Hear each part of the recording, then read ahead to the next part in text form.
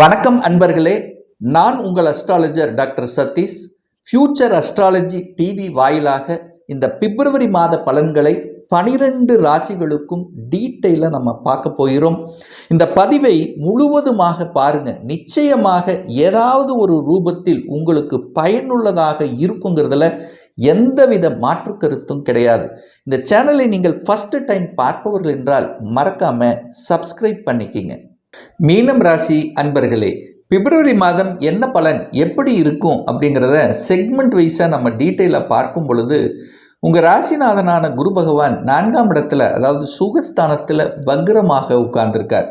லக்னத்தில் உங்கள் ராசியில் பார்த்தீங்கன்னா சனி பகவான் அமர்ந்திருக்கார். சனிங்கிறது உங்களுக்கு லாபத்தை கொடுக்கக்கூடியவனும் அவனே, விரயத்தை கொடுக்கக்கூடியவனும் அவனே.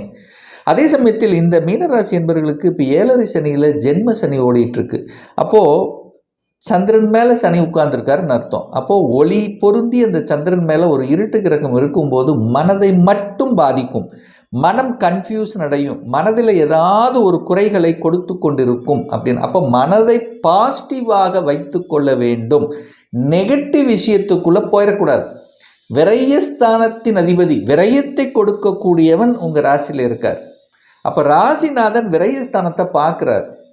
உங்கள் ராசிநாதன் விரைய, அப்போ செலவுகள் அதிகமாகும். அப்போ செலவுகளை கட்டுக்குள் கொண்டு வருவது இந்த மீனராசி என்பவர்களுக்கு சிறப்பு. அப்போ செலவு ஆகுதுன்னா அதுக்கு தகுந்த மாதிரி வருமானம் வரணுமா இல்லையா? அப்போ வருமானமும் வரும். ஏன் வருமானம் வரும் அப்படின்னா, இந்த 2ஆம் அதிபதி தனத்தை கொடுக்கக்கூடிய அந்த செவ்வாய் பகவான் 11ஆம் இடமான லாபஸ்தானத்தில் உச்ச பலத்தோடு உட்கார்ந்துருக்கார். தனஸ்தானாதிபதி வலிமையாக உட்கார்ந்திருக்கார். பொருளாதார ஏற்றங்களை கொடுக்கும். அதில் எந்த மாற்று கருத்து இல்லை. என்ன கொஞ்சம் கோபம் வரும். 4ஆம், அதாவது 11ஆம் இடத்திலிருந்து தனது 4ஆம் பார்வையாக 2ஆம் இடத்தை பார்க்குறார். அப்போது ஸ்ட்ரைட் ஃபார்வர்டு கோபம் வரும், கொஞ்சம் ஆக்ரோஷம் வரும், நிதானம் இல்லாத தன்மை. ஸோ இதை மட்டும் கொஞ்சம் பார்த்து கொள்வது சிறப்பு.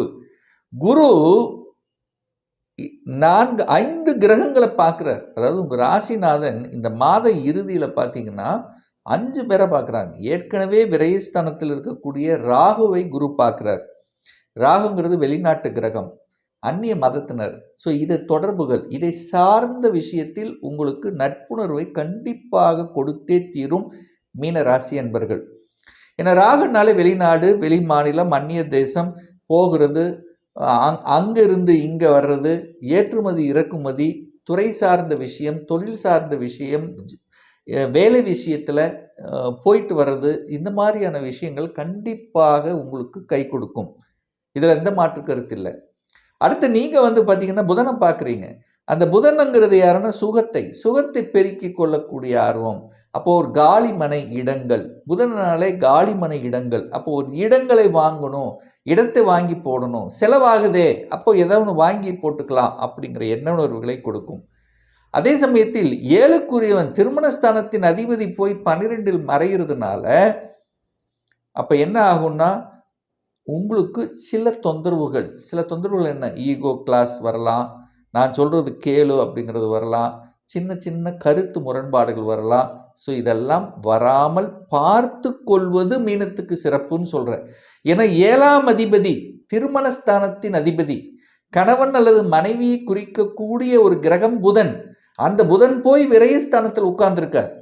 அப்போ விரயம் ஆகணும், தொந்தரவு செய்யணும், அங்கே ராகு வேற உட்கார்ந்துருக்கார். ஸோ முதலில் பிரச்சனைகள், ஒரு தொந்தரவு, ஒரு பாவத்தன்மை, சண்டை சச்சரவு, ஏதாவது ஒரு கெடுபலன்கள் அப்படிங்கிற மாதிரியான தன்மை இருந்தாலும் குரு பார்க்குறார். நீங்கள் பார்த்துட்டே இருக்கிறீங்க கெடுக்காத வரை. அதாவது எப்படின்னா, ஒரு வாத்தியார் உங்களை பார்த்துட்டே இருக்கிற மாதிரின்னு அர்த்தம். ஒரு நல்லவர் உங்களை பார்த்துட்டே இருக்கார், நீங்கள் கெடுதல் செய்ய முடியாமல் தடுத்து கொண்டிருக்கிறார் அப்படின்னு எடுத்துக்கலாம். அப்போது அந்த கோபத்தையும் ஆக்ரோஷத்தையும் கண்ட்ரோல் பண்ணிட்ட போதும். 7ஆம் அதிபதி 12இல் விரயஸ்தானத்தில் இருந்தாலும் அங்கே சுக்கிரனும் அங்கே இருக்க, கலத்திர காரக கிரகம் இருக்கு. அப்போது கணவன் மனைவிக்குள்ளே விட்டு கொடுத்து போகணும். கணவனாக இருந்தால் மனைவி சார்ந்த விஷயம், மனைவியாக இருந்தால் கணவன் சார்ந்த விஷயத்தில் கொஞ்சம் விட்டு கொடுக்கணும் அப்படிங்கிறத சொல்கிறேன்.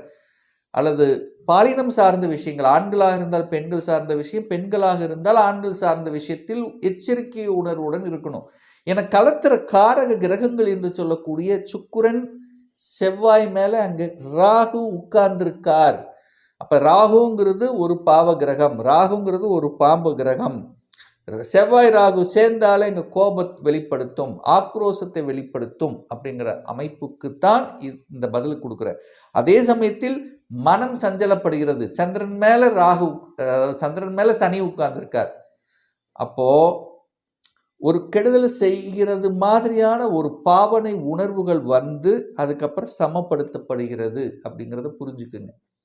அப்ப நெகட்டிவ் விஷயத்துக்குள்ள இந்த மீனராசி என்பவர்கள் செல்ல வேண்டாம். பணத்தை எங்கேயாவது கொடுத்துட்டேன், ரிட்டர்ன் வருமா, கண்டிப்பாக அது தொந்தரவு ஏற்படுத்தும். யாருக்காவது ஜாமீன் கையெழுத்து போடணும் அப்படின்னு ஆசைப்பட்டீங்களன்னா ரொம்ப கவனமாக எச்சரிக்கையோடு செயல்படணும். புதனோட ராகு சேர்ந்திருக்கிறதுனால எழுத்து விஷயம், டாக்குமெண்ட் விஷயம், ஷூரிட்டி சம்பந்த விஷயத்தில் எச்சரிக்கை உணர்வுடன் இருக்கணும். இதை ஞாபகத்தில் வச்சுக்கோங்க. அதே சமயத்தில் பார்த்தீங்கன்னா அந்த சுக்கிரனுங்கிறது 8ஆம் அதிபதி, அட்டமாதிபதி. அப்போ ஹெல்த் விஷயத்திலும் கொஞ்சம் ஜாக்கிரதையாக செயல்படுத்தணும். அப்ப 6ஆம் அதிபதியும் 8ஆம் அதிபதியும் இணைகிறது. 6ங்கிறது கடன், நோய், எதிர்ப்பு, பகை, வம்பு, வழக்கை குறிக்கக்கூடிய இடம். 8ங்கிறது வலி, வேதனை, துக்கம், துயரம், அசிங்கம், அவமானத்தை குறிக்கக்கூடிய இடம். அது ரெண்டும் அங்கே கனெக்டிவிட்டி ஆகுது. அப்போ இந்த நெகட்டிவ் விஷயத்துக்குள்ள இந்த மீனராசி என்பவர்கள் உள்ள போகக்கூடாது. போயிட்டீங்கன்னா என்ன ஆகும்? மனம் வலிக்கும். ஏன்னா ஏற்கனவே ஜென்ம சனி ஓயிட்டிருக்கு, ஏற்கனவே குழப்பமாக இருக்கு.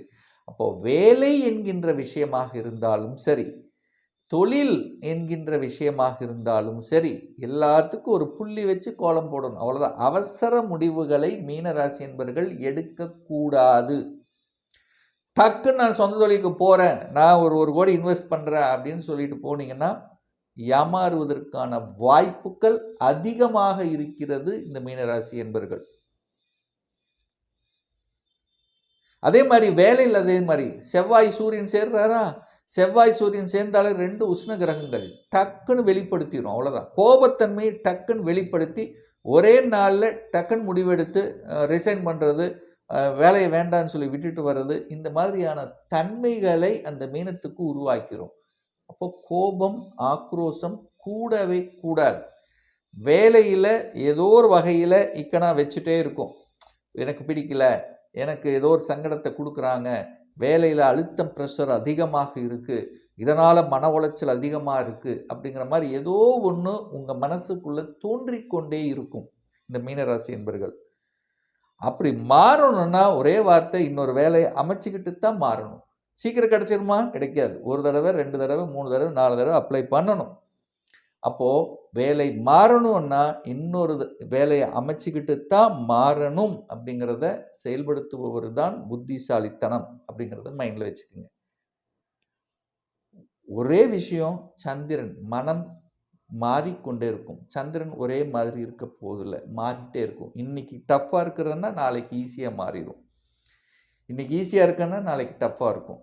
ஸோ இந்த மாற்றம் என்பது நிச்சயமாக மீனராசி என்பவர்களுக்கு உண்டு. இன்னைக்கு எனக்கு கஷ்டமாக இருக்குது, எனக்கு சிரமமாக இருக்குது, எனக்கு வலிவேதனை கொடுத்துட்ருக்கு ரொம்ப அப்படின்னா, அடுத்த இது உங்களுக்கு நல்லது தரப்போகுது அப்படிங்கிறத மைண்டில் வச்சுக்கோங்க. எனக்கு எந்த பிரச்சனை இல்லை சார், நல்லா இருக்கிறேன்னா கவனத்தோடு செயல்படணும் அப்படிங்கிறதையும் ஞாபகத்தில் வைத்துக் கொள்ளுங்கள் இந்த மீனராசி என்பவர்கள். மற்றபடி வெளிநாட்டு தொடர்புகளை உருவாக்குமா? தாராளமாக உருவாக்கும். ஏன்னா 5 கிரகங்களும் போய் 12ஆம் இடத்துல உட்கார்ந்துருக்கு. 12ஆம் இடம் என்பது வெளிநாடு, வெளிநாட்டு தொடர்புகள், வெளிநாட்டுக்கு போகிறது, குடும்பத்தை விட்டு வெளியில் போய் பிழைக்க போவது, குடும்பத்தை விட்டுட்டு வேறு இடத்துல போய் வேலை பார்க்கறது. ஸோ இந்த மாதிரியான அமைப்புகளை எல்லாம் உருவாக்கும். அதில் எந்த மாற்று கருத்தும் இல்லை. நல்ல தெய்வ வழிபாடு அப்படின்னு எடுத்துட்டா, உங்களுடைய ராசிநாதன் வக்ரமாக இருக்கிறதுனால ராசிநாதன் என்று சொல்லக்கூடிய தட்சிணாமூர்த்தியை வியாழக்கிழமை தவறாமல் சென்று வழிபட்டு வந்தீர்கள் என்றால் உங்கள் மனசு, எண்ணம், செயல், சிந்தனைகள் நேர்கோட்டில் இருக்குங்கிறதுல எந்தவித மாற்று கருத்தும் கிடையாது. ஒரு துல்லிய பலன், டீட்டெயில்டு ப்ரிடிக்ஷன் வேணும், சுயஜாதகம் பார்க்கணும் என்று விருப்பப்படக்கூடிய அன்பர்கள் டிஸ்பிளே தெரியக்கூடிய நம்பருக்கு வாட்ஸ்அப் மூலியமாகவோ ஃபோன் கால் மூலியமாகவோ தொடர்பு கொண்டு நேரடியாகவோ அல்லது ஆன்லைன் மூலியமாகவோ கன்சல்டேஷன் எடுத்துக்கலாம். நம்மளுடைய அலுவலகம் கோயம்புத்தூரில் வெள்ளக்கிணர் பிரிவு அன்னபூர்ணா ஹோட்டலுக்கு அருகாமையில் அமைந்துள்ளது. பிரியர் அப்பாயின்மெண்ட் வாங்கிட்டு நேரடியாக கன்சல்டேஷன் எடுத்துக்கலாம். மீண்டும் ஒரு நல்ல பதிவில் உங்களை சந்திக்கும் வரை உங்களிடமிருந்து விடைபெறுவது உங்கள் அஸ்ட்ராலஜர் டாக்டர் சதீஷ்.